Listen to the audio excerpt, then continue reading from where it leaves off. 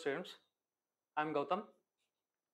I'm a geography faculty in KS, Classic KS Study Circle Dharwad, and we are here now to discuss how to write effective answers in KS mains, particularly in geography subject. So we shall know the brief syllabus structure of KS mains regarding geography. First of all, we'll try to discuss about this. Then we'll try to understand about how to write quality answers for mains. That will be our agenda for today. Okay, please concentrate on this. Now, geography can be classified into three parts majorly. For KS mains, geography can be classified into three parts, and they are: one is world geography, and along with that we have got physical geography also. World and physical geography. Then we have got something called as Indian geography, and we have got something called as Karnataka geography. I hope you are understanding. We need to know the syllabus of these things first of all. And if you try to concentrate here, for world geography, we have got three major components in physical geography. If you try to concentrate here, we have got lithosphere, atmosphere, and hydrosphere. Lithosphere andre ellargu gotte agibidutade. Lithosphere andre what do we have inside the earth, that we need to concentrate on. Lithosphere is what? It is all about the scientific study of the outermost solid layer that we have inside the earth, that we are calling it as lithosphere. I hope you are understanding. The very similar word for this can be a crust as a term also. Okay, after that, if you try to concentrate on atmosphere, I hope you have heard about the words like troposphere, stratosphere, mesosphere, exosphere, all those things. And there are so many factors which leads to environmental changes in the atmosphere. Like you have got air temperature, air pressure, air humidity, clouds, precipitation, wind systems, and all of them. So the same kind of syllabus we can go through here. Please concentrate. Lithosphere, it has got majorly, the major topics here are, if we try to concentrate, we have got earthquakes, and then we have got volcanoes and plate tectonics. These are the three most important topics in lithosphere that we can concentrate on. And there is a high probability that we can encounter these kind of topics in the KS mains directly. And I would say plate tectonics is very important. And I would let you know how to write the effective answers for these topics. I'll particularly take one example and then I'll try to explain. So shall we take, if we try to concentrate on this particular topic, volcano, how to write an effective answer if there is anything asked on volcanoes. Volcanoes ಗಳ ಮೇಲೆ ಏನಾದರೂ ಕೇಳಿದ್ರೆ ನಾವು ಯಾವ ತರ effective answers ಗಳನ್ನ ಬರಿಬಹುದು ಅಂತ ನಾವು ಡಿಸ್ಕಸ್ ಮಾಡ್ಲಿಕ್ಕೆ ಟ್ರೈ ಮಾಡೋಣ. ಆಮೇಲೆ ಬೇಕಾದ್ರೆ physical geography, if you try to concentrate on physiography of continents, ಆ ಕಾಂಟಿನೆಂಟ್ಸ್ ಮೇಲ್ಗಡೆ there is a most important topic here, demographic transition model. ಅದರ ಮೇಲೇನೂ ಕೂಡ ನಾವು ಡಿಸ್ಕಸ್ ಮಾಡ್ಲಿಕ್ಕೆ ಟ್ರೈ ಮಾಡೋಣ. ಓಕೆನಾ? ನೋಡ್ರಿಪ್ಪ. Okay, anything that is asked on volcano. Volcano, I hope you understand what is volcano. It is ಜ್ವಾಲಾಮುಖಿ. ಜ್ವಾಲಾಮುಖಿ ಅಂತ ಕರೀತಾರೆ ಇದಕ್ಕೆ.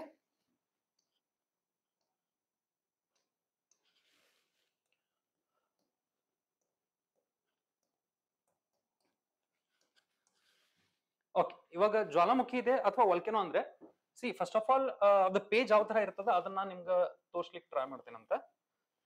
ಮೇನ್ಸ್ ಅಲ್ಲಿ ನಮಗೆ ಈ ತರ ಒಂದು ಪೇಜ್ ಕೊಟ್ಟಿರ್ತಾರ, ಆಮೇಲೆ ಈ ಕಡೆ ಒಂದು ಮಾರ್ಜಿನ್ ಹಾಕಿರ್ತಾರ, ಆಮೇಲೆ ಈ ಕಡೆ ಒಂದು ಮಾರ್ಜಿನ್ ಹಾಕಿರ್ತಾರ. You got this particular space to write. You cannot write anything in this particular margin as well as this particular margin. Whatever you have to write, the content that should be there in this particular margin itself. I hope you are understanding. ಈ ತರ page ಇರ್ತದ ಅನ್ಕೊಡ್ರಿ. ಆಮೇಲೆ questions ಎಲ್ಲಿ ಇರ್ತಾವ, questions ಅನ್ನ ನಾನು red mark ಅಲ್ಲಿ highlight ಮಾಡ್ಲಿಕ್ಕೆ ಟ್ರೈ ಮಾಡ್ತೇನೆ ಅಂತ. ನೋಡ್ರಿ, ಕ್ವಶನ್ಸ್ ಈ ತರ ಇರ್ತಾವ. Okay, and remaining page that we have got this one. ಇವಾಗ ವಾಲ್ಕನೋಸ್ ಬಗ್ಗೆ ಕೇಳ್ಯಾರ ಅಂದಾದ್ಮೇಲೆ if you try to concentrate here, first of all ನಾವು ಇಂಟ್ರೊಡಕ್ಷನ್ ಬರೀಬೇಕಂದ್ರೆ directly write the very definition of volcano, that is eruption of magma, gaseous particles, vapour from beneath the earth, from interior of the earth ಅಂತ ನಾವು ಬರೀಬಹುದು. ಬಹಳ simple ಆಗಿರ್ಬೇಕು language, ಅಂದಾಗ್ಲೇ it will be appealing. ನಾವು ಆ introduction ಬರದಾದ್ಮೇಲೆ ನಾವು diagrams ಗಳನ್ನ use ಮಾಡಬೇಕು ಇಲ್ಲೇ to highlight and to enhance the quality of our answer. Geography ಒಳಗ ನಾವ್ ಏನಾದ್ರೂ ಹೈ ಸ್ಕೋರ್ ಮಾಡಬೇಕು ಅಂದ್ರೆ, ಫಾರ್ ಎಕ್ಸಾಂಪಲ್ 250ಗೆ 150 ಪ್ಲಸ್ ಮಾಡ್ಲೇಬೇಕು ಅಂದ್ರೆ we have to use diagrams. Diagrams are very important. ಇವಾಗ ಡೈಗ್ರಾಮ್ಸ್ ಹೇಳಲಿಕ್ಕೆ ಅಂತ ನಾನು ಸಪರೇಟ್ ಕ್ಲಾಸಸ್ ಗಳನ್ನ ತಗೊಳ್ತೀವಿ. If you try to concentrate here, volcanoes ಒಳಗ ನೀವು ವಾಲ್ಕೆನೋಸ್ ಒಂದು ಡೈಗ್ರಾಮ್ ನೋಡಿರ್ತೀರಿ. ಫಾರ್ ಎಕ್ಸಾಂಪಲ್ ಈ ತರ ಅರ್ತ್ ಸರ್ಫೇಸ್ ಅದ, ಅದ್ರ ಜೊತೆಗೆ ಈ ತರ ಒಂದು ಕೋನಿಕಲ್ ಸ್ಟ್ರಕ್ಚರ್ ಅನ್ನ ಡ್ರಾ ಮಾಡ್ತೀರಿ ನೀವು. ಆಮೇಲೆ we have got something like this. After that eruption you can show. ಓಕೆನಾ, ಈ ತರ ತೋರಿಸಬಹುದು ನೀವು ಆರಾಮ್ಸೆ. A simple diagram. See introduction ಬರೀತೀರಿ, ಆಮೇಲೆ ಒಂದಿಲ್ಲೊಂದು ಡೈಗ್ರಾಮ್ ಡ್ರಾ ಮಾಡ್ತೀರಿ. I hope you are understanding what it is. ಈ ತರ ನೀವು ಡೈಗ್ರಾಮ್ ಡ್ರಾ ಮಾಡ್ತೀರಿ. ನೀವು ಇಂಟ್ರೊಡಕ್ಷನ್ ಬರೆಯುವಾಗ ಈ ತರ ಇಂಟ್ರೊಡಕ್ಷನ್ ಬರೆದಾದ್ಮೇಲೆ you have to leave the diagram like this. You cannot further try to add lines or border lines for this diagram. ಈ ಡೈಗ್ರಾಮ್ ಅನ್ನು ನೀವು ಡ್ರಾ ಮಾಡಿರಿ ಅಂದ್ರೆ ಮುಗಿದೋಯ್ತು. You have to arrange it in such a manner that it is appearing very effective as well as neat. ಇದು full neat ಆಗಿ ಕಾಣ್ತಿರ್ತದೆ. ನಾವೆಲ್ಲ ಸ್ಕೂಲ್ ಡೇಸ್ ಒಳಗ ಬುಕ್ಸ್ ಒಳಗೆ ನಾವು ನೋಡಿರ್ತೀವಿ. ಒನ್ ಸೈಡ್ ಪ್ಯಾರಾ ಅಲ್ಲಿ ನಾವು ಎಕ್ಸ್ಪ್ಲನೇಷನ್ಸ್ ಗಳನ್ನ ನೋಡಿರ್ತೀವಿ. ಆಮೇಲೆ the other side para we have seen some colourful diagrams. ಆ ಕಲರ್ಫುಲ್ ಡೈಗ್ರಾಮ್ಸ್ ಇದ್ದಿದ್ದಕ್ಕೆ ಆ ಒಂದು theory or content is very effective to read. ಇವಾಗ ಈ ಕಡೆ ಓದ್ತಿರ್ತೇವೆ, ಈ ಕಡೆ ಡೈಗ್ರಾಮ್ ಕಾಣ್ತಿರ್ತದ, ಅವಾಗಲೇ ಎಫೆಕ್ಟಿವ್ ಅನಿಸ್ತದ. So this kind of a model we need to inculcate in ourselves before writing answers. ಇವಾಗ ಇಷ್ಟೆಲ್ಲ ಆಯ್ತಾ? ನೆಕ್ಸ್ಟ್ ಅಲ್ಲಿ if you try to concentrate further, ನೋಡಿ ಇದ್ರ ಮೇಲೆ ಮತ್ತೇನ್ ಕೇಳ್ಬೋದು ಅವರು? ಡಿಸ್ಟ್ರಿಬ್ಯೂಷನ್ ಕೇಳ್ಬೋದಾ? Distribution, volcanic distribution throughout the world ಅಂತ ಕೇಳ್ಬೋದು. Volcanic distribution throughout the world ಅಂತ ಕೇಳ್ಬಿಟ್ರೆ wherever we have got plate boundaries. I hope you are understanding what these plate boundaries are. Plate boundaries ಐತಿ ಅಂದ್ರೆ if you try to concentrate, plate boundaries ಒಳಗ 3 major types ಬರ್ತಾವ. But volcanoes are found at 2 major plate boundaries. One is divergent plate boundary and the other one is convergent plate boundary. I hope you are understanding what it is. So divergent plate boundary ಅಂತ ಕೇಳ್ಬಿಟ್ರೆ ಇಲ್ಲಿ ನೀವು plate ತೋರಿಸಿ ಇದನ್ನ ನೀವು diverge ಮಾಡೋಂಗ್ ತೋರಿಸಬೇಕು, so that there is a cleavage that is created through which the magma can come outside. ಈ ತರ divergent plate ಬೌಂಡ್ರಿನ ನೀವು ತೋರಿಸಿ ಏನಪ್ಪಾ ಅಂದ್ರೆ ಎಕ್ಸ್ಪ್ಲೈನ್ ಮಾಡಬಹುದು. ಅದೇ ಕನ್ವರ್ಜೆಂಟ್ ಬೌಂಡ್ರಿ ತೋರಿಸಿದ್ರೆ ಅಪೋಸಿಟ್ ಆರೋ ಮಾರ್ಕ್ ಹಾಕಿ ನೀವು ಅದನ್ನು ತೋರಿಸಬಹುದು. The continental plates are getting uplifted and the oceanic plates are getting subducted due to density differentiation. I hope you are understanding what it is. ಆ density difference ಇದ್ದಿದ್ದಕ್ಕೆ ಅಥವಾ density ಜಾಸ್ತಿ ಮತ್ತು ಕಡಿಮೆ ಇದ್ದಿದ್ದಕ್ಕೆ ಏನಾಗ್ತದೆ ಅಂದ್ರೆ ಓಷನಿಕ್ ಪ್ಲೇಟ್ ಸಬ್ಡಕ್ಟ್ ಆಗೋದನ್ನ ನೋಡ್ತೀವಿ ನಾವು. ಅದಕ್ಕೆ ಸಬ್ಡಕ್ಷನ್ ಝೋನ್ ಅಂತ ಕರಿತೀವಿ. ಫಾರ್ ಎಕ್ಸಾಂಪಲ್ ಇದು ಓಷನಿಕ್ ಪ್ಲೇಟ್ ಅಂತ ಅನ್ಕೊಡ್ರಿ, ಇದೆಲ್ಲ ಸಬ್ಡಕ್ಟ್ ಆಗ್ತಿರ್ತದ and continental plate is appearing like this. I hope you are understanding. These are very simple diagrams that we can use in our answer. ಈ ತರ ಇದ್ದಾಗ ಇಲ್ಲಿ ನೋಡ್ರಿ, ಈ ಪ್ಲೇಟ್ ಬೌಂಡ್ರಿ ಈ ಪ್ಲೇಟ್ ಪೂರ್ತಿ ಒಳಗಡೆ ಹೋಗಿ ಏನಪ್ಪಾ ಅಂದ್ರೆ ಮೆಲ್ಟ್ ಆಗಿ that increases the pressure for the magma to come outside like this. As a result, what is it trying to do? It is trying to bring magma outside, gaseous particles outside as well as vapor outside. I hope you are understanding. Hence the volcano formed. ಈ ತರ formation of ವಾಲ್ಕೆನೋನ ಮತ್ತೆ distribution ನಾವು ಎಲ್ಲಿ ನೋಡ್ತೀವಿ? Divergent ಮತ್ತೆ convergent plate boundaries ಎಲ್ಲಿ ಇರ್ತಾವ ಅಲ್ಲಿ ನೋಡ್ತೀವಿ. ಆದ್ದರಿಂದ ನಾವ್ ಏನ್ ಮಾಡ್ಬೋದಿಲ್ಲ ಈ ಒಂದು ಡಿಸ್ಟ್ರಿಬ್ಯೂಷನ್ ನ ತೋರಿಸಲಿಕ್ಕೆ ನಾವ್ ಏನ್ ಮಾಡ್ಬೇಕಂದ್ರೆ we need to know that plate tectonics cartography, that whole diagram we need to know. ಅದಕ್ಕೆ ನೀವ್ ಏನ್ ಮಾಡ್ಬೋದು? ಈ ತರ ಒಂದು ಹಾರಿಜಾಂಟಲ್ ಮ್ಯಾಪ್ ಹಾಕ್ಬೋದು. ಇಲ್ಲಿ ಈ ತರ ಒಂದು ಮ್ಯಾಪ್ ಹಾಕೋಬಹುದು ಸರ್. ಮ್ಯಾಪ್ ಹಾಕೊಂಡು ನೋಡ್ರಿ, ಇಲ್ಲಿ ನೀವು ಏನ್ ಡ್ರಾ ಮಾಡ್ತೀರಿ? ಇಲ್ಲಿ ನಾರ್ತ್ ಅಮೆರಿಕಾ ಡ್ರಾ ಮಾಡ್ತೀರಿ. ಇದೆಲ್ಲ ನೀವು ಪ್ರಾಕ್ಟೀಸ್ ಮಾಡಿದ್ರೆ ಬರ್ತಾ ಇದು. North America, south America draw ಮಾಡಿದ್ರಿ. ಅದಾದ ನಂತರ ಇಲ್ಲಿ ಆಫ್ರಿಕಾ ಡ್ರಾ ಮಾಡ್ತೀರಿ ಈ ತರ. ಆಮೇಲೆ ಈ ಕಡೆ ಏನ್ ಡ್ರಾ ಮಾಡ್ತೀರಿ ಅಂದ್ರೆ ಇಂಡಿಯಾ ಡ್ರಾ ಮಾಡ್ತೀರಿ. I hope you are understanding what it is. India draw ಮಾಡಿದಾದ್ಮೇಲೆ ಇಲ್ಲಿ ಆಸ್ಟ್ರೇಲಿಯಾ ಡ್ರಾ ಮಾಡ್ತೀರಿ. And then there is Europe like this. ಈ ತರ ಡ್ರಾ ಮಾಡಿದಾದ್ಮೇಲೆ whatever factual knowledge that we have got on volcanoes major ಎಲ್ಲೆಲ್ಲಿ ಅದಾವು ಎಲ್ಲೆಲ್ಲಿಲ್ಲ ಅದನ್ನ ಅನ್ನೋದನ್ನ ಸ್ವಲ್ಪ ನಮ್ಮ ಕಡೆ ಫ್ಯಾಕ್ಚುಯಲ್ ಇನ್ಫಾರ್ಮೇಶನ್ ಇದ್ರೆ we can directly locate them over the map. ಈ ತರ ಮ್ಯಾಪ್ ಹಾಕಿ then we can locate volcanoes directly. ನೋಡ್ರಪ್ಪ ಹೆಂಗ, ಫಾರ್ ಎಕ್ಸಾಂಪಲ್ ಇಲ್ಲೊಂದು ಇಟ್ಲಿಯಲ್ಲಿ ಒಂದು ವಾಲ್ಕೆನೋ ಅದ. The volcano is called as Mount Stromboli. In the same ಅಂದ್ರೆ ಇಲ್ಲಿ ಟಾಂಜಾನಿಯಾ ಒಳಗೆ ಒಂದು ವಾಲ್ಕೆನೋ ಅದ. The volcano is called as what is that? Kilimanjaro. And in the same manner ಇಲ್ಲಿ ಆಂಡೀಸ್, ಚಿಲಿ ಮತ್ತು ಅರ್ಜೆಂಟೀನಾ ಕಡೆಗೆ ಒಂದು ವಾಲ್ಕೆನೋ ಅದ. The volcano is called as Ojos del Salado. ಇಲ್ಲಿ ನೋಡ್ರಪ್ಪ, ಇಲ್ಲೇ there are so many volcanoes here. The volcano is called as Krakatoa. I hope you are understanding. Italy ಒಳಗ Vesuvius ಮತ್ತ Etna ಅಂತ ವಾಲ್ಕೆನೋಸ್ ಗಳು ಬರ್ತಾವ. I hope you are understanding. ಈ ತರ ನೀವು ಸಿಸ್ಟಮೆಟಿಕ್ ಮ್ಯಾನರ್ ಅಲ್ಲಿ ಒಂದು ಡೈಗ್ರಾಮ್ ಅನ್ನ ಹಾಕಿ then you can locate the volcanoes that you have known. I hope you're understanding how to write an answer. ಇವಾಗ ನೀವು ಈ ಡೈಗ್ರಾಮ್ ಅನ್ನ ಡ್ರಾ ಮಾಡಿರಿ, ಈ ಡೈಗ್ರಾಮ್ ಬಗ್ಗೆನೇ ನೀವು ಡಿಸ್ಟ್ರಿಬ್ಯೂಷನ್ ನೆಕ್ಸ್ಟ್ ಪೇಜ್ ಅಲ್ಲಿ ನೀವು ಏನಪ್ಪಾ ಅಂದ್ರೆ ಎಕ್ಸ್ಪ್ಲೈನ್ ಮಾಡಬಹುದು. So this is about first example under physical geography. ನಾವು ಒಂದು ವಲ್ಕನೋ ಅಂತ ಒಂದು ಸಬ್ಜೆಕ್ಟ್ ತಗೊಂಡು how to write an effective answer ಅಂತ ಡಿಸ್ಕಸ್ ಮಾಡ್ಲಿಕ್ಕೆ ಟ್ರೈ ಮಾಡಿವಿ. I hope you are understanding what it is. So next if you try to concentrate, ಇಲ್ಲಿ ನೀವು ನೋಡಬಹುದು ವಲ್ಕನೋ ಪ್ಲೇಟ್ ಟೆಕ್ಟಾನಿಕ್ ಆಲ್ಮೋಸ್ಟ್ ಎಲ್ಲ ಸೇಮ್ ಬರುತ್ತೋ. Concentrate on demographic transition model. ಇಲ್ಲಿ physiography of continents ಅಂತದ, ಡೆಮೋಗ್ರಫಿಕ್ ಡಿಸ್ಟ್ರಿಬ್ಯೂಷನ್ ಅಂತದ. ಈ ಡೆಮೋಗ್ರಫಿಕ್ ಡಿಸ್ಟ್ರಿಬ್ಯೂಷನ್ ಇಂದ ಒಂದು ಟಾಪಿಕ್ ಇದು ಡೆಮೋಗ್ರಫಿಕ್ ಟ್ರಾನ್ಸಿಷನ್ ಮಾಡೆಲ್. ಈಗ ಡೆಮೋಗ್ರಫಿಕ್ ಟ್ರಾನ್ಸಿಷನ್ ಮಾಡೆಲ್ ಅಂದ್ರೆ how the population growth has taken place over that period. Pre industrial ಇಂದ ಇಲ್ಲಿವರೆಗೆ ಪಾಪ್ಯುಲೇಷನ್ ಯಾವ ತರ ಚೇಂಜ್ ಆಗದ ಮತ್ತೆ ಎದಕ್ಕೆ ಚೇಂಜ್ ಆಗದ, that we need to concentrate on. That is what is called as demographic transition. Demography ಮುಂಚೆ ಯಾವ್ದು ಹೆಂಗಿತ್ತು ಇವಾಗ ಹೆಂಗಾಗದ ಅದನ್ನ ನಾವು ಕಾನ್ಸಂಟ್ರೇಟ್ ಮಾಡ್ಬೇಕಂದ್ರೆ, see by looking at this particular part, what do we get in your mind is writing about death rate, writing about birth rate, writing about growth of population, writing about growth of population in particular continents. North ಅಮೆರಿಕಾದಾಗ growth ಯಾವ ತರ ಇತ್ತು, ಏಷ್ಯಾದಾಗ growth ಯಾವ ತರ ಇತ್ತು, ಇದೆಲ್ಲ mind ಅಲ್ಲಿ ಬರ್ತದ. ಬಟ್ ಸಿ ನೀವ್ ಏನ್ ಬರೀತೀರ ಅದನ್ನ ಎಲ್ಲರೂ ಬರ್ದಿರ್ತಾರೆ. I hope your understanding. What makes your answer unique is you need to use some diagrams. ಇವಾಗ ನಾ ಡೆಮೋಗ್ರಫಿಕ್ ಟ್ರಾನ್ಸಿಷನ್ ಮಾಡೆಲ್ಗೆ ಒಂದು ಸಿಂಪಲ್ ಡೈಗ್ರಾಮ್ ತೋರಿಸ್ತೀನಿ ನೋಡ್ರಿ.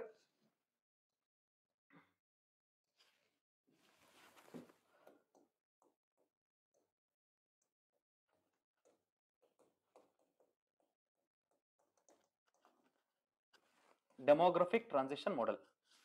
ಓಕೆ, ಈ ಡೆಮೋಗ್ರಫಿಕ್ ಟ್ರಾನ್ಸಿಷನ್ ಮಾಡೆಲ್ ಅಲ್ಲಿ the most important factor that we are trying to concentrate on is, sir there are stages of demographic transition.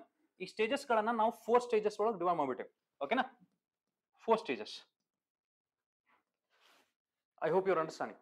ಈ 4 stages ಗಳನ್ನ ಹಿಂಗೂ ಅನ್ಕೋಬಹುದು. Pre industrial, industrial, mature industrial, post industrial period, ಈ ತರನು ಅನ್ಕೋಬಹುದು ನಾವು. ಓಕೆನಾ. So 4 stages ಆದ್ಮೇಲೆ what else we need to concentrate on? The second most important factor that we are concentrating on here is sir the birth rate. Okay, birth rate ಮೇಲೆ concentrate ಮಾಡ್ರಿ. Third important factor ಏನಾಗ್ತದೆ, death rate. Death rate ಆದ್ಮೇಲೆ ಆಮೇಲೆ ಈ ಕಡೆ ನೀವು concentrate ಮಾಡಿದ್ರೆ fourth important factor is population growth. Population ಯಾವ ತರ ಗ್ರೋತ್ ಆಗದ ಅದನ್ನ ನಾವು ಡೈಗ್ರಾಮೆಟಿಕ್ ಮೂಲಕ ನಾವು ಏನಪ್ಪಾ ಅಂದ್ರೆ ತೋರಿಸ್ಲಿಕ್ಕೆ ಟ್ರೈ ಮಾಡ್ಬೇಕು, ಅಂದಾಗ್ಲೇ ಅದು ಅಪೀಲಿಂಗ್ ಇರ್ತದೆ. ಸೊ ನೋಡ್ರಿ, ಈ 4 ಒಂದು ಫ್ಯಾಕ್ಟರ್ಸ್ ಗಳನ್ನ ತಗೊಂಡು ಡೆಮೋಗ್ರಫಿಕ್ ಟ್ರಾನ್ಸಿಷನ್ ಮಾಡೆಲ್ಗೆ ನಾವು ಯಾವ ತರ ಡೈಗ್ರಾಮ್ಸ್ ಗಳನ್ನ ಹಾಕ್ಬೋದು. ಸಿ ಜಾಗ್ರಫಿ ಒಳಗ each and every topic has got its own diagram. So we need to learn those diagrams, we need to inculcate those diagrams in our mind, and then we need to reproduce the same thing in the examination hall. ನೀವು answer paper ಒಳಗೆ ಪ್ರತಿಯೊಂದು diagrams ಅನ್ನ ನೀವು ಏನಪ್ಪಾ ಅಂದ್ರೆ draw ಮಾಡಿ then if you explain it will be more appealing, particularly for geography subject. If you try to concentrate on polity, then you have to mention about some important cases. ಅದೇ ನೀವು public administration ಮಾಡಿದ್ರೆ ಮತ್ತೆ ಅಲ್ಲಿ ಏನ್ ಮಾಡ್ಬೇಕಂದ್ರೆ flow charts ಗಳನ್ನ ಹಾಕೋದು. So these kind of unique ideas will enhance your quality of the means answers. Okay, ಇವಾಗ ನೋಡ್ರಿ ಇದನ್ನ ನಾವು ಡ್ರಾ ಮಾಡ್ಲಿಕ್ಕೆ ಟ್ರೈ ಮಾಡೋಣ. ಓಕೆನಾ, ಡೆಮೋಗ್ರಫಿಕ್ ಟ್ರಾನ್ಸಿಷನ್ ಮಾಡೆಲ್ ಅಂತದ. ಈ ಡೆಮೋಗ್ರಫಿಕ್ ಟ್ರಾನ್ಸಿಷನ್ ಮಾಡೆಲ್ಗೆ ನಾವೇನ್ ಮಾಡೋಣ ಅಂದ್ರೆ ಒಂದು ಗ್ರಾಫ್ ಹಾಕ್ಲಿಕ್ಕೆ ಟ್ರೈ ಮಾಡೋಣ. Okay, so graph if you try to concentrate, graph ನೋಡ್ರಪ್ಪ.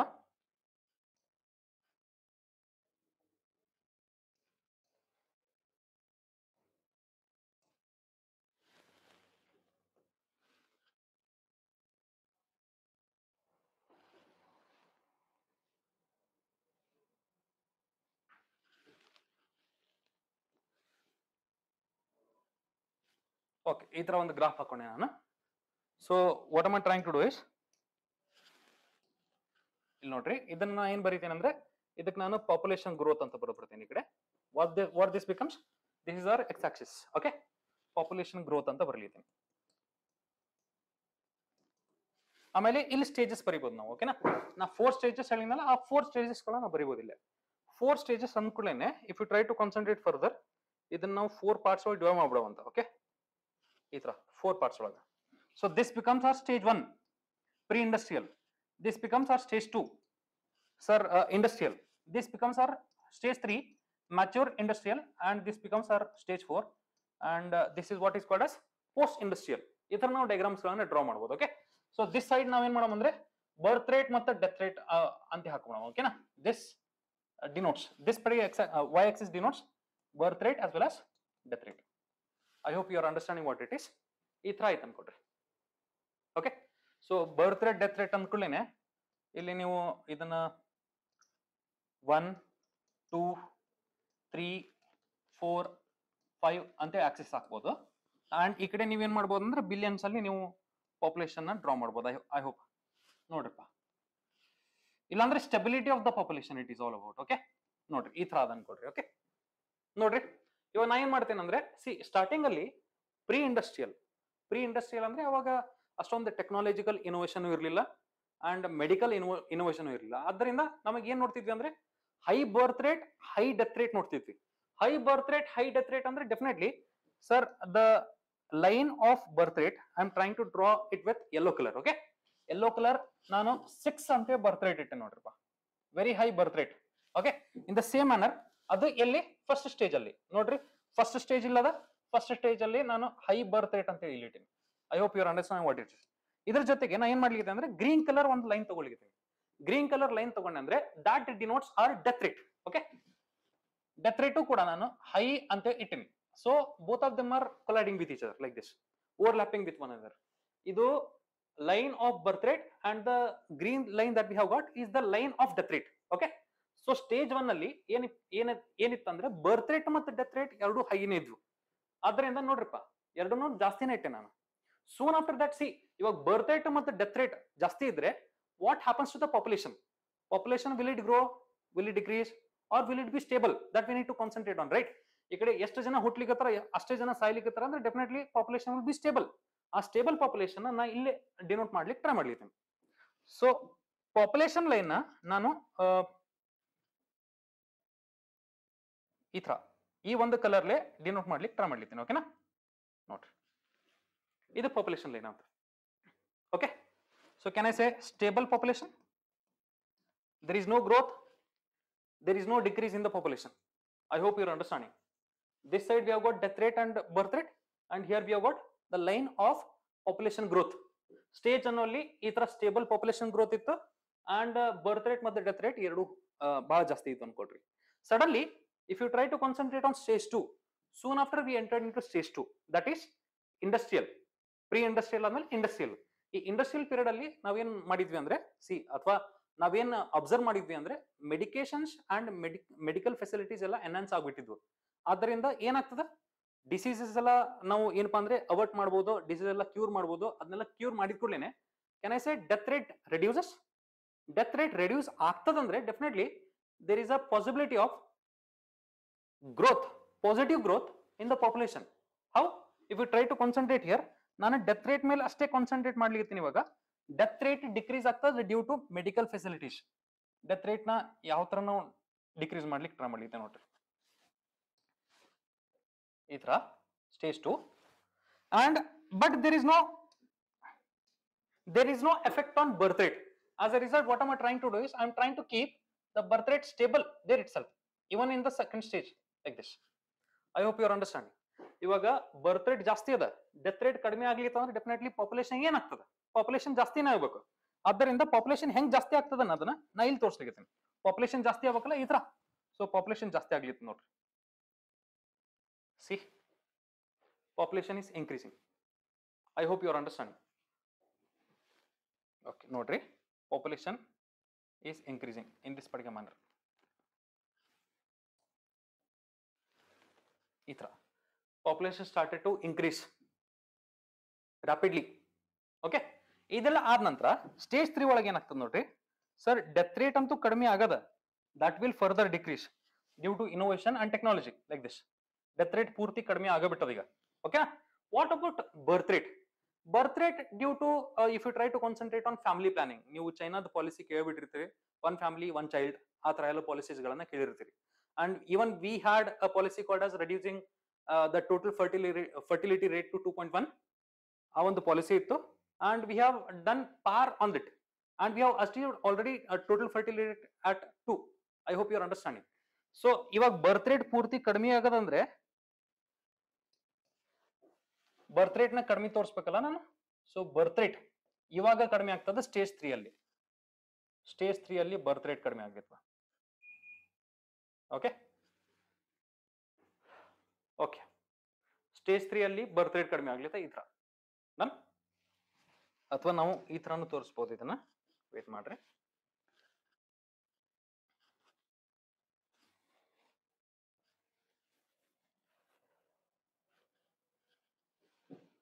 ನೋಡ್ರಿ,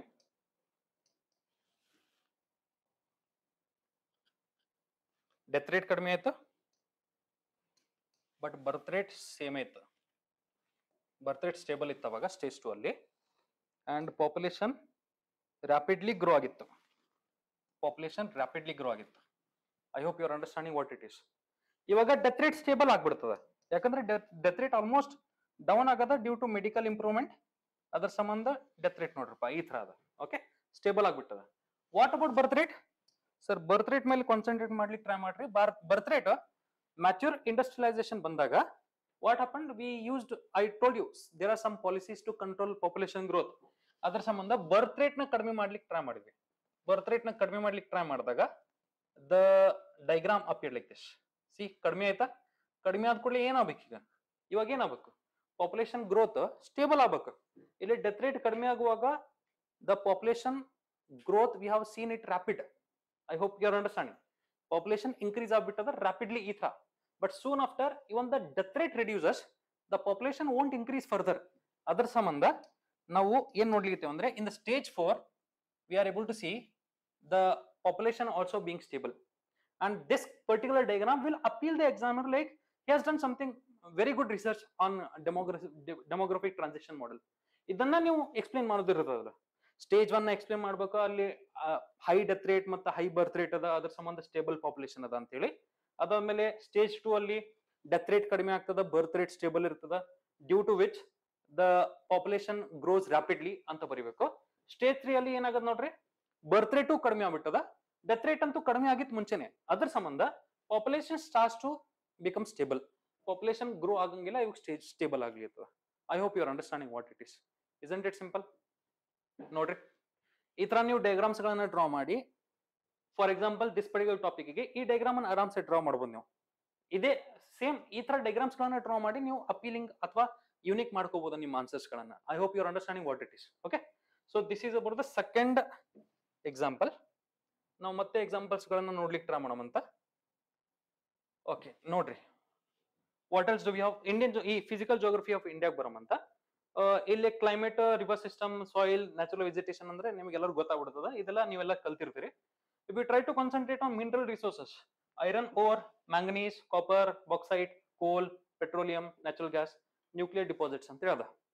ಇವಾಗ ಮಿನರಲ್ ರಿಸೋರ್ಸಸ್ ಅಂದ ಕೂಡಲೇ where exactly do we find these kind of minerals in India? That we need to concentrate on. Resource distribution ಬಗ್ಗೆನೇ ಮಾತಾಡ್ಬೇಕು ನಾವು. ಓಕೆನಾ? ಇವಾಗ ರಿಸೋರ್ಸ್ ಡಿಸ್ಟ್ರಿಬ್ಯೂಷನ್ ಅಂದ್ಕೂಡೇನೆ I will just take one example. Iron ore. Iron or ಅಂತ ತಗೋತೀನಿ ಅಂತ ಕೊಡ್ರಿ. ಓಕೆನಾ? ಐರನ್ ಓರ್ ಅಂತ ತಗೊಂಡೇನಿ. If you try to concentrate further, ನಾ ಇನ್ನೊಂದು ಎಕ್ಸಾಂಪಲ್ ತಗೋತೀನಿ, ಅದ್ರೊಳಗೆ ಏನ್ ಪ್ರಾಬ್ಲಮ್ ಇಲ್ಲ. ಸೊ ಕಾನ್ಸಂಟ್ರೇಟ್ ಆನ್ ಕೋಲ್. ಕೋಲ್ ಅಂತ ತಗೋಬಹುದು ಅಥವಾ ಪೆಟ್ರೋಲಿಯಂ ತಗೋಬಹುದು, ಯಾವ್ದಾರು ತಗೊಳ್ರಿ. ನಾನು ಇವಾಗ ಟೂ ಎಕ್ಸಾಂಪಲ್ಸ್ ತಗೊಂಡೇನಿ, ಐರನ್ ಓರ್ ಅಂಡ್ ಕೋಲ್. ಇದನ್ನ ನೀವು ಹೆಂಗ್ ಆನ್ಸರ್ ಒಳಗ ನಿಮ್ಮ ಡಯಾಗ್ರಾಮ್ಸ್ ಮೂಲಕ ಒಂದು ಯೂನಿಕ್ನೆಸ್ ನ ತರಬಹುದು ನಿಮ್ ಮೇನ್ಸ್ ಆನ್ಸರಿಗೆ, ಅಥವಾ ಒಂದು ಏನಪ್ಪಾ ಅಂದ್ರೆ ಅಪೀಲಿಂಗ್ ಮ್ಯಾನರ್ ಒಳಗ ಬರಿಬಹುದು. ನೋಡ್ರಿ,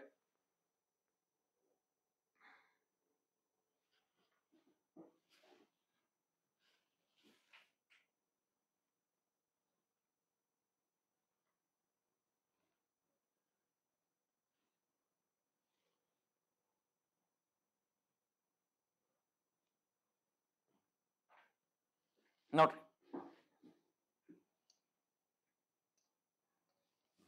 okay. The topic is mineral resources, and definitely mineral resources ಒಳಗೆ ಏನ್ ಕೇಳ್ತಾರ ಅವರು? How these mineral resources are formed ಅಂತ ಕೇಳಂಗಿಲ್ಲ.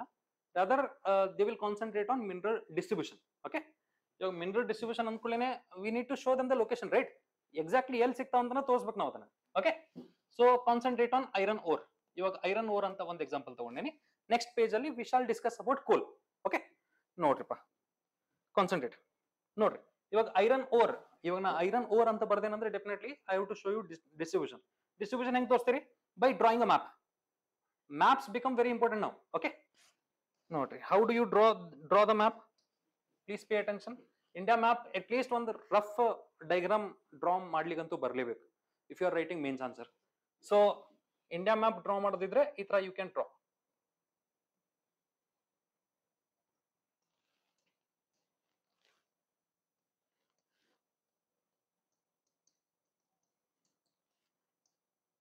ಈ ತರ ಡ್ರಾ ಮಾಡಬಹುದು ಅನ್ಕೊಂಡೆ ನಾನು. ಓಕೆ, ಈ ತರ ಇಂಡಿಯಾ ಮ್ಯಾಪ್ ಡ್ರಾ ಐತೆ. ಇವಾಗ concentrate on iron ore deposits. Iron ore deposits ಗಳನ್ನು ನಾ ಈ ತರ ತೋರಿಸ್ಲಿಕ್ಕೆ ಟ್ರೈ ಮಾಡ್ತೀನಿ. First of all, iron ore deposits are found in 2 major cratons. I would say sir 2 major regions ಅಂದ್ರೆ there is a region here. This particular region is what is called as Chota Nagpur Plateau. I hope you understand what it is. ಆ region ಬಿಟ್ರೆ there is one more region here. This particular plateau is what is called as Dharwar Plateau. ಮತ್ತೆ Deccan plateau ಅನ್ಲಿಕ್ಕೆ ಹೋಗ್ಬೇಡ್ರಿ. Deccan plateau ಮೇಲ್ ಬರ್ತದೆ ಮಹಾರಾಷ್ಟ್ರದಲ್ಲಿ. ಓಕೆನಾ? This is what is called as Dharwar Plateau. We have got only 2 address for iron ore throughout India. ಎಲ್ಲಿಗೆ ಮುಗಿದೋತ್ distribution. Whatever place that we need to know, they are inside these 2 circles now. ಈ ಒಂದು plateau ಒಳಗದ, ಈ ಒಂದು plateau ಒಳಗದ. And if you try to see iron ore ಅನ್ಕೊಳ್ಳೇನೆ found in 2 addresses ಅಂತ ಬರಿಬಹುದು ಅಥವಾ 2 plateaus. The first plateau is what is called as Chota Nagpur ಅಂತ ಬರಿಬಹುದಲ್ಲ, Chota Nagpur Plateau. So Chota Nagpur ಒಳಗ if you try to concentrate, where all do we find iron ore deposits? Okay, note how do you write. ಇವಾಗ ಈ Chota Nagpur Plateau ಅನ್ನ ನಾನು ಏನು ಮಾಡ್ತೇನೆ ಅಂದ್ರೆ there is a river called as Damodar divides the Chota Nagpur Plateau into 2. ಹಂಗ ಮೇಲ್ಗಡೆ plateau ಇಲ್ಲೊಂದು ರಿವರ್ ಅನ್ನ ಡ್ರಾ ಮಾಡಿ ನೋಡಿ, ನಾನು ಇಲ್ಲೊಂದು ರಿವರ್ ಡ್ರಾ ಮಾಡೀನಿ ಈ ತರ. This particular river is what is called as Damodar divides the Chota Nagpur Plateau into 2. Okay, ನೋಡ್ರಿ ಅದೇ Chota Nagpur Plateau ಅನ್ನ ಡ್ರಾ ಮಾಡ್ಕೊಂಡ್ಬಿಟ್ಟೆ ನಾನು. And there is a river here. This river is what is called as Damodar. And Damodar ಆದ್ಮೇಲೆ ಈ ಒಂದು ಪ್ಲಾಟ್ಯೂನ 2 parts ಒಳಗೆ divide ಮಾಡಿದ್ರೆ ಮೇಲಿನ ಪಾರ್ಟ್ಸ್ ಗೆ ನಾವೇನಂತ ಕರಿತೀವಿ ಅಂದ್ರೆ ಹಜಾರಿಬಾಗ್ ಪ್ಲಾಟ್ಯೂ ಅಂತ ಕರಿತೀವಿ. ಕೆಳಗಡೆ ಈ ಒಂದು ಪ್ಲಾಟ್ಯೂಗೆ ನಾವೇನಂತ ಕರಿತೀವಿ ಅಂದ್ರೆ ರಾಂಚಿ ಪ್ಲಾಟ್ಯೂ ಅಂತ ಕರಿತೀವಿ. ಸೊ ಈ ರಾಂಚಿ ಪ್ಲಾಟ್ಯೂ ಒಳಗ ಜಾರ್ಖಂಡ್ ಒಳಗ there is a most important place here. This particular place is the place which has got highest iron ore deposits in India. And the place is what is called as Singhbhum. ಇದೆಲ್ಲ places ಗಳನ್ನ ನೀವು ನೆನಪಿಡ್ಲಿಕ್ಕೆ try ಮಾಡಬೇಕು. ಓಕೆನಾ? Singhbhum. In the same manner, there is one more place here in Hazaribagh Plateau, Jharkhand itself. The place is what is called as Lohar Dagga. I hope you are understanding. These are the places that you need to remember and locate on the map. Itra on the map anna draw ಮಾಡಿ sir exactly ಇಲ್ಲೇ ಸಿಂಗ್ಭೂಮ್ ಏನಪ್ಪಾ ಅಂದ್ರೆ locate ಮಾಡಬಹುದು. ಇಲ್ಲೇ ಲೋಹಾರ್ ದಗ್ಗ ಅಂತ ಇನ್ನೊಂದು place ಅದ, ಅದನ್ನು ಕೂಡ ನೀವು ಲೊಕೇಟ್ ಮಾಡ್ಲಿಕ್ಕೆ ಟ್ರೈ ಮಾಡಬಹುದು. Further, if you try to concentrate, this particular plateau is a bit extended in Odisha also. As a result, we are able to see 3 important places in Odisha where we find iron ore deposits. Okay, ಇದನ್ನ ನೀವು ಈ 3 places ಗಳನ್ನ ನೋಡಿದ್ರೆ, these 3 places in Odisha ಒಳಗೆ ನೋಡಿದ್ರೆ, be very careful. The 3 places are Mayurbhanj, ಎರಡನೇದ್ದು Keonjhar, ಮೂರನೇದ್ದು Sundargarh. These are the places. See, ಇಲ್ಲೇ ನಾನು ಜಾರ್ಖಂಡ್ ಒಳಗೆ 2 ಪ್ಲೇಸಸ್ ಅನ್ನ ಮೆನ್ಷನ್ ಮಾಡೀನಿ. ಒಂದು ಸಿಂಗ್ಭೂಮ್ ಅಂಡ್ ಇನ್ನೊಂದು ಲೋಹಾರ್ ದಗ್ಗ. ಅಂಡ್ ಅದರ ಕೆಳಗಡೆ southern part of the Chota Nagpur Plateau in Odisha, I have mentioned 3 important places, and the places are Mayurbhanj, Keonjhar, Sundargarh ಅಂತ ಬರಿಬಹುದು. ಓಕೆನಾ? ಇದಾದ ನಂತರ if you try to concentrate further, this is very close to Chhattisgarh also. ಛತ್ತೀಸ್ಗಢದಾಗ we are able to see 2 important places. So ಛತ್ತೀಸ್ಗಢದಾಗ ಯಾವ important places ಅವು sir? ಒಂದು ಇದಕ್ಕೆ ನಾವೇನಂತ ಕರಿತೀವಿ ಅಂದ್ರೆ ದಲ್ಲಿ ರಾಜ್ಗರ ಅಂತ ಕರಿತೀವಿ. ಆಮೇಲೆ ಎರಡನೇದಕ್ಕ ನಾವೇನಂತ ಕರಿತೀವಿ ಅಂದ್ರೆ ಬೈಲಾ ಡಿಲಾ ಅಂತ ಕರಿತೀವಿ. ಓಕೆನಾ? Bailadila. I hope you are understanding what it is. See, ಇಲ್ಲೇ Chota Nagpur Plateau ಅದ. Chota Nagpur Plateau ಅನ್ನ Damodar river has divided it into 2 parts. One is Hazaribagh Plateau and the other one is Ranchi Plateau. Hazaribagh Plateau ದಾಗ ನಾವೇನ್ ನೋಡೇವಿ, there is a place where we can find iron ore deposits called as Lohar Dagga. The other place in Ranchi Plateau in Jharkhand itself, we have located it at Singhbhum. Okay, in the same manner, if you try to concentrate Odisha ಒಳಗ we have located 3 important places, and the 3 important places are Mayurbhanj, Keonjhar, Sundargarh. Okay, there is a place here in Odisha itself. This particular place is very famously known as Sukinda Mines. It is present in Odisha itself, Sukinda Mines, and this Sukinda Mines generates 90% of whatever nickel and chromium that we produce in India or that we extract in India, 90% of nickel ಮತ್ತು chromium ಎಲ್ಲಿಂದ ಬರ್ತದೆ ಅಂದ್ರೆ ಒಡಿಶಾ ಇಂದನೇ ಬರ್ತದೆ. ಒಡಿಶಾ ಒಳಗೆ ಒಂದು mines ಅದ. Mines is what is called as Sukinda mines. I hope you are understanding. ಇಲ್ಲೇ ನೀವು ಮಯೂರ್ಭಂಜ್, ಕಿಯೋಂಝಾರ್, ಸುಂದರ್ಗರ್, ಈ ಸುಂದರ್ಗರ್ ಬಾಜುನೇ ಒಂದು ಮೈನ್ಸ್ ಅದ, ಸುಕಿಂಡಾ ಮೈನ್ಸ್. ಈ ಸುಕಿಂಡಾ ಮೈನ್ಸ್ ಜೊತೆಗೆ we can locate nickel and chromium also. I hope you are understanding. Metallic minerals ಒಳಗ ನೀವು ಐರನ್ ಓರ್ ಈ ತರ ನೀವು ಏನಪ್ಪಾ ಅಂದ್ರೆ ಲೊಕೇಟ್ ಮಾಡಿ ತೋರಿಸಿದಾದ್ಮೇಲೆ you can also use nickel and chromium there itself. This will become value addition for your answer. Further ನೋಡ್ರಿ, ಇಷ್ಟೆಲ್ಲ ಆದ ನಂತರ if you try to concentrate on Dharwad Plateau, that is in Karnataka. ಕರ್ನಾಟಕದಾಗ ಇಲ್ಲಿ exactly ಇಲ್ಲಿ in Chikmagaluru we have got Kudremukha. Even Kudremukha is deposited with high iron ore content. In the same manner ಇಲ್ಲಿ ಬರ್ರಿ ಹೊಸಪೇಟೆ ಮತ್ತು ಬಳ್ಳಾರಿ ಕಡೆಗೆ you all might have heard about Sandur mines. Okay, Sandur mines ಮತ್ತು ಹೊಸಪೇಟೆ ಒಳಗ we are able to see more iron ore deposits in Karnataka. In the meanwhile, if you try to concentrate in Deccan Plateau also, there is one more place that we are not we are calling it as Ratnagiri. There is a district called as Ratnagiri where we find iron ore deposits in Maharashtra. Okay, this is about iron ore. Iron ore draw ಮಾಡ್ಬೇಕಂದ್ರೆ ಈ ತರ ಒಂದು ಎರಡು box ಹಾಕೊಂಡ್ಬಿಟ್ರಿ, box ಹಾಕೊಂಡು ಅದ್ರೊಳಗೆ ತೋರಿಸ್ಬೇಕು ನೀವು. This particular place is what is called as this. Okay, ಈ ಪ್ಲೇಸಿಗೆ ನಾವು ಸಿಂಗ್ಬೂಮ್ ಅಂತ ಕರಿತೀವಿ, ಇದಕ್ಕೆ ನಾವು ಲೋಹಾರ್ ದಗ್ಗಾ ಅಂತ ಕರಿತೀವಿ, ಇದಕ್ಕ ಮಯೂರ್ಭಂಜ್ ಅಂತ ಕರಿತೀವಿ, ಇದಕ್ಕ ಕೆಯೋಂಝಾರ್ ಅಂತ ಕರಿತೀವಿ, ಆಮೇಲೆ ಸುಂದರ್ಗರ್, ಸುಕಿಂಡಾ, ದಲ್ಲಿ ರಾಜ್ಗರ, ಬೈಲಾಡಿಲಾ, ಆಮೇಲೆ ಇಲ್ಲಿ ಹೊಸಪೇಟೆ, ಸಂಡೂರು ಮೈನ್ಸ್ ಬಳ್ಳಾರಿ, ಅಂಡ್ ಇಲ್ಲಿ ಚಿಕ್ಕಮಗಳೂರು ಕುದುರೆಮುಖ, ಬಾಬಾ ಬುಡಂಗಿರಿ, ದಂಗಮೂಲ, all these places have got iron deposits. Further in Maharashtraದಾಗ ಏನ್ ಬರೀತೀರಿ ನೀವು, ರತ್ನಗಿರಿ ಅಂತ ಬರೀತೀರಿ. So these are the ಏನಪ್ಪಾ ಅಂದ್ರೆ distributions of iron ore deposits in India. Okay, in the same manner if we try to further concentrate, ಇಲ್ಲಿ ನೋಡ್ರಿ, ನಾ second example ಏನ್ ಹೇಳಿದ್ದೆ, ಕೋಲ್ ಅಂತ ಹೇಳಿದ್ನಾ, ಕೋಲ್.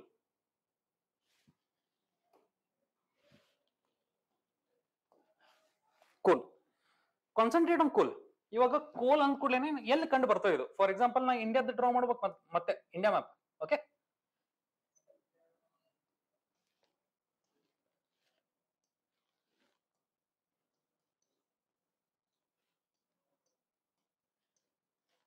ಈ ತರ ಇಂಡಿಯಾದ. ಓಕೆ, ಇಂಡಿಯಾ ಒಳಗ I am able to see coal in 3 major parts. The 3 major parts are, ಒಂದು ಅರಾವಳಿ ಬೆಲ್ಟ್. ಈ ಅರಾವಳಿ ಬೆಲ್ಟ್ ಒಳಗ ಏನಪ್ಪಾ ಅಂದ್ರೆ, sorry, I am talking about coal, right? We don't find coal in Aravalli belt. ನೋಡಿ, ಕೋಲ್ ಎಲ್ಲಿ ಕಂಡು ಬರ್ತಾವ ಅಂದ್ರೆ wherever we have got valleys, or if you try to concentrate on grabens ಅಂತ ಕರೀತಾರೆ ಇದಕ್ಕ. ಸೊ ಈ ಗ್ರಾಬನ್ಸ್ ಗಳು ಎಲ್ಲಿ ಕಂಡು ಬರ್ತಾವ ನೋಡ್ರಿ ವ್ಯಾಲೀಸ್. ಒಂದು ನರ್ಮದಾ ವ್ಯಾಲಿ ಅಂತ ಕಂಡು ಬರ್ತದೆ ಇಲ್ಲಿ. ನರ್ಮದಾ ವ್ಯಾಲಿ ಆದ್ಮೇಲೆ there is a place here called as Damodar valley, there is a place here called as Mahanadi valley, and there is a place here called as further, ಇದಕ್ಕೇನಂತ ಕರಿತೀವಿ ನಾವು, ಗೋದಾವರಿ ವ್ಯಾಲಿ ಅಂತ ಕರಿಬಹುದು. I hope you are understanding. ಈ coal ಎಲ್ಲಿ, what is this coal? Coal is all about fossil fuel. Fossil fuel ಎಲ್ಲ ಎಲ್ಲಿ generate ಆಗ್ತಾವ ಅಥವಾ ಎಲ್ಲಿ ಫಾರ್ಮ್ ಆಗ್ತಾವ? They are formed at the depressions. Depressions ಅಂದ್ರೆ what are the depressions? Depressions are nothing but valleys it self, right? ಈ valleys ಎಲ್ಲಿರ್ತಾವು ಅಲ್ಲಿ ಕೋಲ್ ಕಂಡು ಬರ್ತದ ಅನ್ನೋದು ಒಂದು ನಮಗೆ ಐಡಿಯಾ ಇರ್ತದೆ. ಸೊ ಇಡೀ ಇಂಡಿಯಾ ಒಳಗ ಕೋಲ್ ಎಲ್ಲಿ ಕಂಡು ಬರ್ತದೆ ಅಂದ್ರೆ, these are the lines where we find ಕೋಲ್. ಸರ್ ಎಷ್ಟು ಲೈನ್ ಹಾಕಿ ನಾನು? 4 ಲೈನ್ಸ್ ಹಾಕೀನಿ. ಒಂದು ನರ್ಮದಾ ವ್ಯಾಲಿ ಹಾಕೀನಿ, ಇನ್ನೊಂದು ದಾಮೋದರ್ ವ್ಯಾಲಿ ಹಾಕೀನಿ, ಇನ್ನೊಂದು ಮಹಾನದಿ ವ್ಯಾಲಿ, ಅಂಡ್ ಇನ್ನೊಂದು Godavari valley. These are the most important valleys that we have got in India. ಈ ವ್ಯಾಲೀಸ್ ಅಲ್ಲಿ where are we finding the coal? Okay, coal ಅಂತ ಕೇಳ್ಬಿಟ್ರೆ if you try to concentrate here Mahanadi valley ಒಳಗ, sir there are 2 places that we need to concentrate. 2 places are, ಇನ್ನೊಂದು place ಅದ, the place is what is called as Jharia ಅಂತ ಕರಿತೀವಿ. ಅದ್ರ ಬಾಜುನೇ West Bengal ಕಡೆಗೆ ರಾಣಿಗಂಜ್ ಅಂತ ಇನ್ನೊಂದು ಪ್ಲೇಸ್ ಅದ. ಸಿ ಕೋಲ್ ಡಿಪಾಸಿಟ್ಸ್ ಗೆ ನೀವು ಈ ತರ ಒಂದು ಡಯಾಗ್ರಾಮ್ ಡ್ರಾ ಮಾಡಿ I hope you are understand what it is. Coal ಒಳಗ ಮತ್ತ ಏನಪ್ಪಾ ಅಂದ್ರೆ ಈ ತರ 4 ವ್ಯಾಲಿ ಒಳಗೆ ಕಂಡು ಬರ್ತದ. ಆ 4 ವ್ಯಾಲಿ ಒಳಗ ಯಾವ್ದಾವ್ದು ಪ್ಲೇಸಸ್ ಅಲ್ಲಿ ಕಂಡು ಬರ್ತದೆ ನೀವು ಲೊಕೇಟ್ ಮಾಡ್ಲಿಕ್ಕೆ ಟ್ರೈ ಮಾಡ್ಬೇಕು ಮ್ಯಾಪ್ ಮೇಲೆ. ಓಕೆ, ಇವಾಗ ಮಹಾನದಿಯಲ್ಲಿ ಐ ಹ್ಯಾವ್ ದಾಮೋದರಲ್ಲಿ I have shown you 2 places. One is Jharia, the other one is Raniganj. In the same manner if you try to concentrate here, ಇಲ್ಲಿ ಮಹಾನದಿ ವ್ಯಾಲಿಯಲ್ಲಿ ಒಡಿಶಾ ಒಳಗ there is a place called as Talcher. Talcher is the place where we find coal. Further, if you try to concentrate here, there are 3 places in Narmada Valley, and we can remember it in terms of S and S and S, like this, triple S. Sahdol, Sahdol, Sohagpur, Sohagpur, Singrauli ಅಂತ places ಅದಾವ ಮಧ್ಯಪ್ರದೇಶಲ್ಲಿ. So exactly in these places we are finding coal, ಯಾಕಂದ್ರೆ Narmada valley ಐತಲ್ಲೇ. In the same manner come to Godavari valley. ಈಗ ಮಹಾನದಿ ವ್ಯಾಲಿಯಲ್ಲಿ ಎಲ್ಲಿ ನೋಡಿದ್ವಿ, ತಾಲ್ಚರ್ ಅಂತ place ಅದ, ಅಲ್ಲಿ ನೋಡಿದ್ವಿ. ದಾಮೋದರ್ ವ್ಯಾಲಿಯಲ್ಲಿ ಎಲ್ಲಿ ನೋಡಿದ್ವಿ, ಝರಿಯಾ ಮತ್ತು ರಾಣಿಗಂಜ್ ಅಂತ ಪ್ಲೇಸಸ್ ಅದಾವ, ಅಲ್ಲಿ ನೋಡಿದ್ವಿ. ಆಮೇಲೆ ನರ್ಮದಾ ವ್ಯಾಲಿ ಅದ, ಇಲ್ಲಿ 3 ಪ್ಲೇಸಸ್ ಅದಾವ, ಸಹದೋಲ್, ಸೋಹಾಗ್ಪುರ್ ಅಂಡ್ ಸಿಂಗ್ರೋಲಿ ಅಂತ ಹೇಳಿ. In the last valley that we need to concentrate on is Godavari Valley. Godavari Valley olaga, if you try to concentrate here, there are 3 places here called as Wardha, Pench, Kana anta places adavu. Maharashtra as well as Madhya Pradesh alli.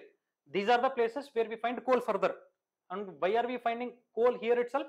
Just because we have seen Godavari Valley getting located here. Okay. So ಇದಾದ್ಮೇಲೆ ಅರುಣಾಚಲ್ ಪ್ರದೇಶ, ಆಂಧ್ರ ಪ್ರದೇಶಕ್ಕೆ ಬರ್ರಿ. ಆಂಧ್ರ ಪ್ರದೇಶಕ್ಕೆ ಬಂದಾದ್ಮೇಲೆ we find some important places here like what are they? Singareni, Ramagundam and Kottagudam. There are 3 places here. One is Singareni, Ramagundam, Kottagudam. I hope you are understanding how to locate the deposits of these minerals on the map. ಈ ತರ map ಮೇಲೆ locate ಮಾಡಿ ಇದನ್ನ ಮತ್ತೆ explanation ಏನ್ ಬರೀತೀರಿ ಇದರಲ್ಲಿ? ಆರಾಮ್ಸೆ ಇದನ್ನೇ ಬರೀಬೇಕಲ್ಲ, ಎಕ್ಸ್ಪ್ಲನೇಷನ್ ಏನ್ ಬರೀತೀರಿ? ಇದೇ ಪ್ಲೇಸಸ್ ಗಳನ್ನ ಬರೀಬೇಕು. And when you mention these kind of places continuously, ಇದನ್ನೆಲ್ಲ ನಾವು ಮಿನರಲ್ ರಿಸೋರ್ಸಸ್ ಅಂತ ಹೇಳಿ ಪ್ರಿಲಿಮ್ಸ್ ಅಲ್ಲಿ ಓದಿರ್ತೀವಿ. ಇದೆಲ್ಲ ಫ್ಯಾಕ್ಟ್ಸ್ ಇವು. ಈ ಫ್ಯಾಕ್ಟ್ಸ್ ಗಳನ್ನ ನಾವು ನೆನ್ಪಿಟ್ಟಿದ್ವಿ ಅಂದ್ರೆ definitely these all facts can be located over map. ಇದೇ ಮ್ಯಾಪ್ ಅನ್ನ ನಾವು ಮೇನ್ಸ್ ಆನ್ಸರ್ ಶೀಟ್ ಅಲ್ಲಿ ಡ್ರಾ ಮಾಡಿ ಈ ತರ ಲೊಕೇಶನ್ಸ್ ಗಳನ್ನ ತೋರಿಸ್ಬಿಟ್ರೆ ಮುಗಿದೋಯ್ತು. See, instead of reading the whole answer, by looking at the map itself, he will be able to understand that what he has written in the content. The same content will be there in the explanation, right? ಈ ತರ ನೀವು Impress ಮಾಡೋದಿರ್ತದ, ಈ ತರ ನಿಮ್ಮ answers ಗಳನ್ನ unique ಮಾಡ್ಕೊಳ್ಳೋದಿರ್ತದ. See mineral resources ಗಳನ್ನ ಈ ತರ ನಾವು ತೋರಿಸಬಹುದು ಅನ್ನೋದು. I hope you are understanding what it is. ಇವಾಗ ನಾನು ಜಸ್ಟ್ ಡೆಮೋಗ್ರಫಿಕ್ ಟ್ರಾನ್ಸಿಷನ್ ಮಾಡೆಲ್ ಗೆ ಒಂದು ಗ್ರಾಫ್ ಮಾಡಿ ತೋರಿಸಿದೆ. ಆ ಗ್ರಾಫ್ ಗಳನ್ನ ಬೇರೆ ಬೇರೆ ಟೈಪ್ಸ್ ಗಳಲ್ಲೂ ಮಾಡಿ ತೋರಿಸಬಹುದು ನೀವು.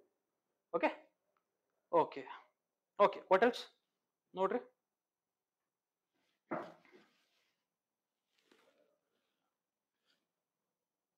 Okay, we are done with this, and I'll take one example from Karnataka geography also. Nodri Karnataka geography alli, where is this? Okay, we have got Karnataka geography, right? The Karnataka geography, climate, rivers, rainfall distribution, natural disasters, anybody can do this. I hope you are understanding what it is. They are very simple topics. Let's try to concentrate on here. Okay, illonde our topic ada nodri, very important topic. Agroclimatic zones. Agroclimatic zones. ಈ agroclimatic zones ಗಳಿಗೂ ಕೂಡ ನಾವು ಆರಾಮ್ಸೆ see, you might have heard about 10 agroclimatic zones of Karnataka. Why don't you draw a map of Karnataka and then mention these 10? It will be appealing as well as unique. ನೋಡ್ರಿ ಯಾವ ತರ ಮಾಡಬಹುದು ಅಂತ.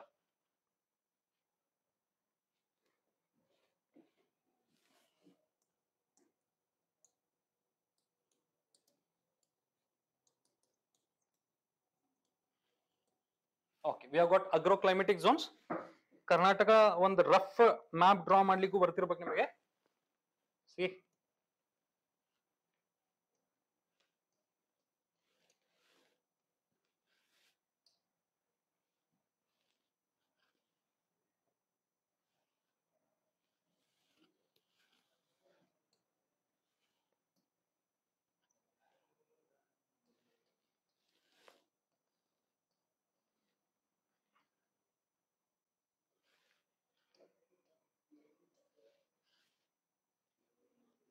okay, I hope ಸ್ವಲ್ಪ ಕರ್ನಾಟಕ ಗತೆ ಕಂಡ್ರು ಕೂಡ ಸಾಕ, ಮತ್ತು ಅಮೀಬಾ ಕಾಣಬಾರ್ದು ಅಷ್ಟೇ. Okay,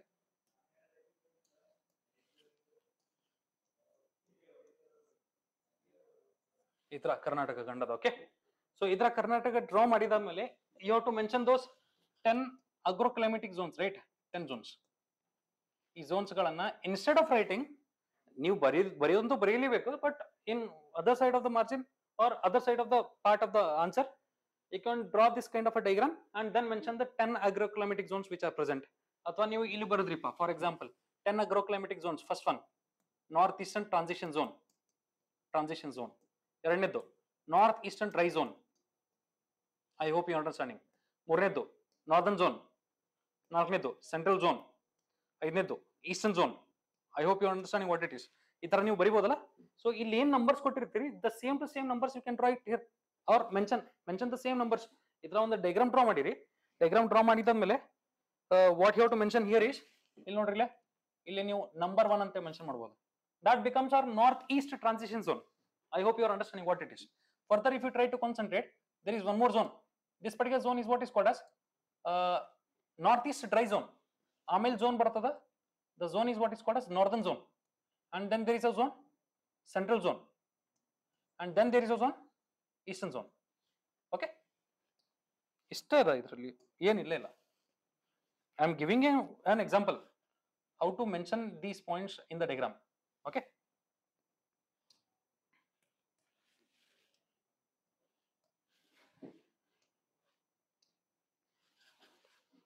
This becomes northern zone. This becomes central zone. This becomes eastern zone, and this becomes southeastern zone.